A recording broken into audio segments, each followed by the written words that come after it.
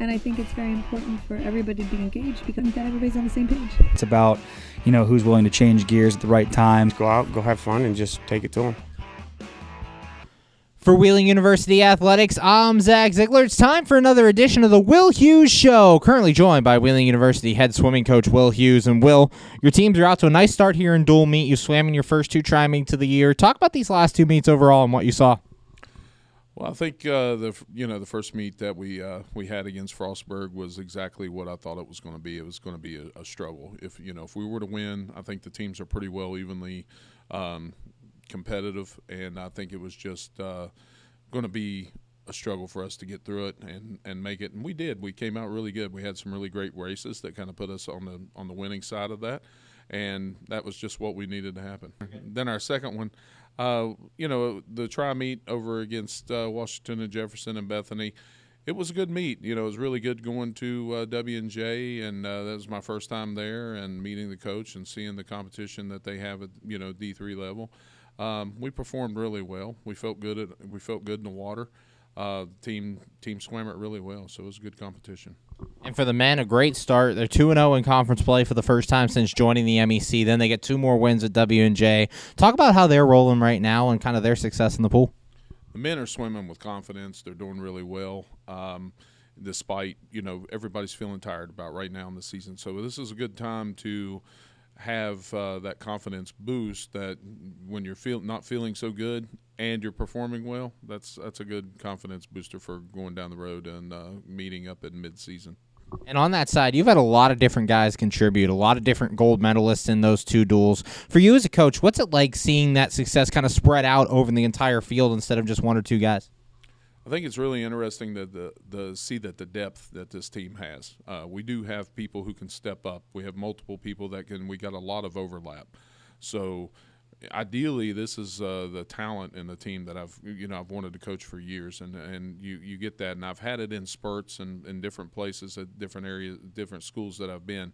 But this has been my first time of having it really all in one shot, and I think it's a good way to grow the team, grow the culture for the future, because with that overlap comes a lot of different training opportunities. So that's the way we build a team. And since the last time we talked, you guys got a second MEC Swimmer of the Week. Felix Norland won it for his work at that Frostburg State, West Virginia Wesleyan meet. Talk about him and kind of what that means to him to get that early recognition. Felix is a really great swimmer. He's a great breaststroker. He has a lot of qualities. I told him this one day, and I even called up one of my former swimmers that was a national champion in the NAI, and I said, this guy has all of the same qualities, swims that you had in the characteristics in your swim. I said, all we got to do is just get him to do the same drills and do all of those things, and Felix is really buying into it. He's working hard. He's doing those things. He realizes that there's a delayed gratification here, that it's all going to come to fruition at the end of the season, and he's just willing to really work through it. So his mindset's great. His approach is great. He's got the talent to do it. So coaching Felix is a pleasure because he really works hard at perfecting his skill at breaststroke. Currently joined by Wheeling University head swimming coach Will Hughes. And Will, looking at the women's side, they're off to a 3-1 start in their dual meet action, split that first conference meet, come back with the sweep on Wednesday. Talk about them and kind of how they're rolling. I think the women were equally as competitive at Frostburg, even though the score doesn't show that.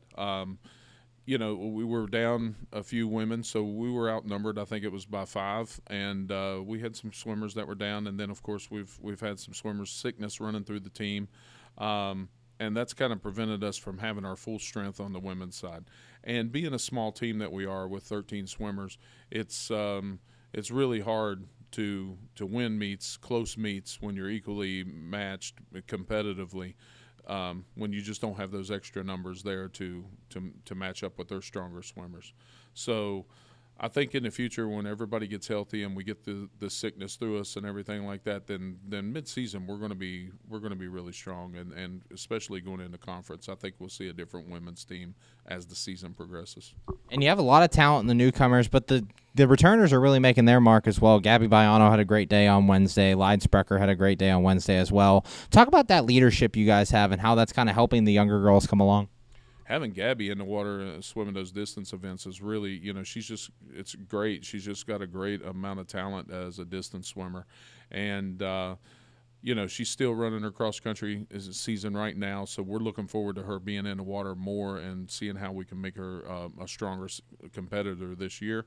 But I have high expectations for her going into the remainder of the season. Liddy she's the workhorse of the entire team. To be honest with you, the way she hits the weights, the way she approaches practice, the way she just works day in and day out. Liddy is a good example of that quiet leadership that you have in a swimmer and in an athlete on any sport that does the hard things, that does the work, that embraces the process. And I'm really looking forward to how all of this comes out for her at the end of the season. And finally, with the first 3 meets in the book, talk a little bit about what you've seen from these teams early in the season and I guess some of your goals as you continue to move forward. Well, our conference is strong. We do got some challenges coming up with Salem and with Davis and Elkins, and of course with Fairmont. So I think everyone is really on an equal playing field in the conference this year, and I think it should make for an exciting conference championship in the Mountain East. It's going to be. It's not a cakewalk for any of us, I don't think. So. We just got to play it, take it one day at a time, one practice at a time, do the right things, keep everybody healthy, and just keep everybody, the sickness, let's get through it and get over it, and just keep everybody progressing towards those end goals. Thanks, Will. Congrats on the big week. Good luck the rest of the way. Thank you.